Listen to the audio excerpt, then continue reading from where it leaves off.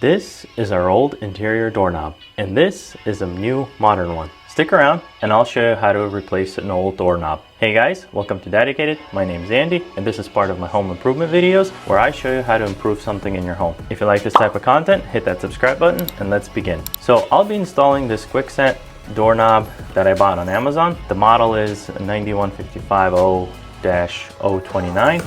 It ranges anywhere from $25 to $30 per knob. I pretty much replaced all 5 knobs in my entire house. So let's begin.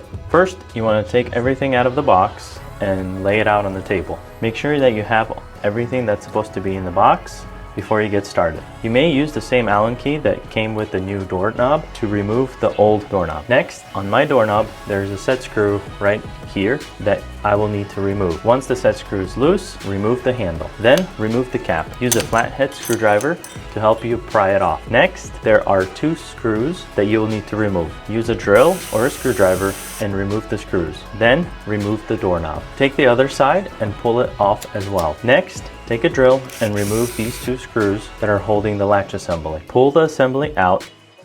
This is what the door looks like without the doorknob. Then remove the 2 screws that hold the cam in place and remove the cam. Next, take the new cam and install it with the 2 new screws. There are 2 plates that the doorknob comes with for holding the latch assembly. One has rounded corners and one has sharp corners. Make sure you check which one your door needs. Mine was rounded. Next, take the latch assembly and this gold looking plate and put the latch assembly through it. Then take the finished plate and place it in the front end of the latch assembly. Next, take the latch assembly and install it into the door. Use 2 new screws and screw it into place. Next, take this piece of the doorknob and place it on the outside end of the door through the latch assembly. Then take the other side of the doorknob where the lock is and make sure you position it so it aligns with the lock hole on the opposite side and install the doorknob. You might need to wiggle it a little bit before it properly fits.